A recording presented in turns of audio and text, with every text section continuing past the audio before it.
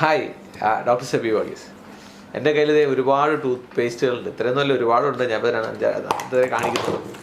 അപ്പോൾ എന്താ സംഭവിച്ചു കഴിഞ്ഞാൽ, ഉമിക്കരി, മാവിൻ്റെ ഇല, വേപ്പിൻ്റെ കൊമ്പ് ഉപയോഗിച്ച് പല്ല് തേച്ചുകൊണ്ടിരുന്ന മലയാളികൾ ഇപ്പോൾ ടൂത്ത് പേസ്റ്റുകളുടെ വക്താക്കളാണ്. എന്നോട് ഏറ്റവും കൂടുതൽ ആൾക്കാർ ചോദിക്കുന്നത് ഏത് ടൂത്ത് പേസ്റ്റാണ് ഡോക്ടർ ഉപയോഗിക്കുന്നത്? വെള്ള വേണോ, പച്ച വേണോ, നീല വേണോ, ചുവപ്പ് വേണോ, ഏത് ടൂത്ത് പേസ്റ്റ് തേക്കേണ്ടത് എന്നുള്ള ചോദ്യങ്ങളാണ് എപ്പോഴും വരുന്നത്. അപ്പോൾ അതുകൊണ്ട് ഞാൻ ആലോചിച്ചു ടൂത്ത് പേസ്റ്റുകളെ പറ്റി നല്ലൊരു സീരീസ് ചെയ്യാം. ഒരുപാട് കാര്യങ്ങൾ അറിയാനുണ്ട്. ടൂത്ത് പേസ്റ്റിൻ്റെ ചരിത്രം, ടൂത്ത് പേസ്റ്റിൻ്റെ ഇൻഗ്രീഡിയൻറ്റ്, ഏത് ടൂത്ത് പേസ്റ്റ് എന്നാണ്, എങ്ങനെയാണ് ഉപയോഗിക്കേണ്ടത്, ഈ ടൂത്ത് പേസ്റ്റുകളുടെ ട്യൂബിൽ എന്തൊക്കെ കാര്യങ്ങൾ അവർ ചെയ്യുന്നുണ്ട്, അതൊക്കെ ഒരുപാട് കാര്യങ്ങളുണ്ട്. ഒരുപാട് സംശയങ്ങളുണ്ട്. Ayurveda toothpaste, whitening toothpaste, sensitivity toothpaste, ഒരുപാട് കാര്യങ്ങളുണ്ട്. ഇതൊക്കെ നമുക്കൊന്ന് പറയണ്ടേ. ഏത് ഉപയോഗിച്ചാലും പല്ല് കേടതില്ല, ഏത് ഉപയോഗിച്ചാൽ പല്ല് റിപ്പയർ, ഏത് ഉപയോഗിച്ചാൽ പൊളിപ്പ് പോകും, അങ്ങനെയുള്ള കുറേ കാര്യങ്ങൾ. അപ്പോൾ നിങ്ങൾ എന്നെ ഫോളോ ചെയ്യുക. അപ്പോൾ ഇനി ഈ ചാനൽ സബ്സ്ക്രൈബ് ചെയ്യാത്തവർ സബ്സ്ക്രൈബ് ചെയ്യണം കേട്ടോ.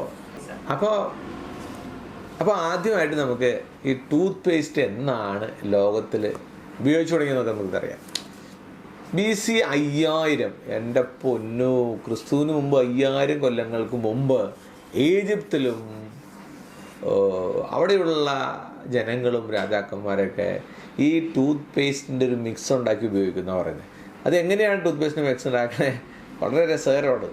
ഈ കാളയുടെയൊക്കെ കുളമ്പില്ലേ, കാലിൻ്റെ കുളമ്പ്, മീനിൻ്റെ മുള്ള്, ഈ വോൾക്കാനോ പ്യൂമിസ് എന്ന് പറയും, വോൾക്കാനോ അഗ്നിപർവ്വതം പൊട്ടി വരുന്നതിന് അവിടെ സ്റ്റോണുകളുണ്ട്. അതിപ്പോഴും നമ്മൾ ഉപയോഗിക്കുന്ന പ്യൂമിസ് പൗഡർ എന്നൊക്കെ പറയും. പിന്നെ ഇതിൻ്റെ ഒപ്പം തന്നെ നാച്ചുറലായിട്ട് കിട്ടുന്ന അബറേസീവ്സ്, അതായത് ചിലപ്പോൾ ഇഷ്ടിയപ്പൊടി പോലത്തെ പല സാധനങ്ങളും, ഇതൊക്കെ ചേർത്ത് ഒരു മിശ്രിതം ഉണ്ടാക്കി ഇവർ പല്ല് തേക്കുമായിരുന്നു എന്ന് വിശ്വസിക്കാൻ പറ്റുന്നുണ്ടോ? അപ്പോൾ ഇത് കാലഘട്ടങ്ങളായിട്ട് പല്ല് തേക്കാനായിട്ട് അവർ ഉപയോഗിച്ചുകൊണ്ടിരുന്ന സംഗതിയാണ്. ഇത് 3000 BC, ക്രിസ്തുവിന് 3000 വർഷം മുമ്പാണ് റോമൻസ് അവരവരൊക്കെ ഇത് വീണ്ടും ഉപയോഗിക്കാൻ തുടങ്ങി. ഏതാണ്ട് 500 BC-യിലാണ് ചൈനക്കാരും ഇന്ത്യക്കാരൊക്കെ ഇത്തരത്തിലുള്ളൊരു പേസ്റ്റിനെ പറ്റി ചിന്തിച്ചു തുടങ്ങിയതും ഉണ്ടാക്കി ഉപയോഗിക്കാൻ തുടങ്ങിയതും. ഇനി നമ്മളിപ്പോൾ നമുക്ക് കിട്ടുന്ന തരത്തിലുള്ള ടൂത്ത് പേസ്റ്റുകളിൽ ഒക്കെ എങ്ങനെയാണിത് വന്നതെന്നറിയാം. അപ്പോൾ നേരത്തെ പറഞ്ഞ മിശ്രിതത്തിലേക്ക് ഒരു ഡോക്ടർ നമ്മുടെ 1800s, അതായത് 18-19 നൂറ്റാണ്ടിൽ നമ്മൾ ഇത്തരത്തിൽ ഉള്ള മിശ്രിതത്തിലേക്ക് സോപ്പ് ആഡ് ചെയ്തു. സോപ്പ് പിന്നെ കുറച്ച് നാൾ കഴിഞ്ഞപ്പോൾ ഒരു ഡോക്ടർ അതിനകത്ത് ചോക്ക് പൗഡർ ആഡ് ചെയ്തു. അപ്പോൾ ഇങ്ങനെയൊക്കെ ഇരുന്നപ്പോഴേക്കും കോൾഗേറ്റ് ഉണ്ടായി വന്നു. കോൾഗേറ്റ് ആ സമയത്ത് ഇതിനെ പൗഡറാക്കി അങ്ങ് ഇറക്കി. അങ്ങനെയാണ് തുടക്കം. മനസ്സിലായോ?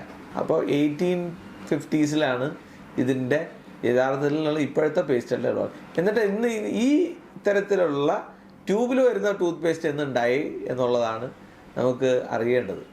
പേസ്റ്റൊക്കെ ഉണ്ടാക്കിയിട്ട് ഒരു ജാറിലാണ് ഇവർ സൂക്ഷിച്ചുകൊണ്ടിരുന്നത്. ഒരേ ജാറിലിട്ടിട്ടാണ് എല്ലാവരും അതിനകത്ത് നിന്നാണ് തോണ്ടിയെടുത്തുകൊണ്ടിരുന്നത് ടൂത്ത് പേസ്റ്റ്. അപ്പോൾ നമ്മളെപ്പോലുള്ള ഒരു ഡെൻറ്റിസ്റ്റ്, അദ്ദേഹത്തിന് തോന്നി ഇതൊരു അൺഹൈജീനിക് അല്ല, എല്ലാവരും ടൂത്ത് ബ്രഷ് ഇട്ട് അതിനകത്തിട്ട് ഇളക്കുന്നത് ശരിയല്ലല്ലോ. അപ്പോൾ അങ്ങനെ തോന്നി. ഇപ്പോൾ പുള്ളിക്കാരൻ എന്ത് ചെയ്ത് ഇതിനെ ഓരോ ട്യൂബിലേക്ക് ആക്കാനുള്ള ടെക്നിക്കുണ്ട്. 1890s വാഷിങ്ടൺ ഷെഫീൽഡ് എന്ന് പറയുന്ന ഒരു അമേരിക്കൻ ഡെൻറ്റിസ്റ്റാണ് ഇന്നത്തെ ഫോമിലുള്ള ടൂത്ത് പേസ്റ്റ് ഉണ്ടാക്കാനുള്ള മുൻകൈ എടുത്തത്. ഇങ്ങനെയുള്ള ട്യൂബിലേക്ക് വന്നത്. അപ്പോൾ ഏതാണ്ട് നിങ്ങൾക്ക് ടൂത്ത് പേസ്റ്റിൻ്റെ ഒരു ഹിസ്റ്ററിയൊക്കെ നിങ്ങൾക്ക് കിട്ടിയില്ലേ? എന്തെല്ലാം കാര്യങ്ങൾ കഴിഞ്ഞിട്ടാണ് 5000 BC കൂടെ എത്തിയതാണ് ഇപ്പോൾ ടൂത്ത് പേസ്റ്റുകൾ വന്നത്. ഇപ്പോഴത്തെ ടൂത്ത് പേസ്റ്റിൽ എന്തൊക്കെ തരവാണ്?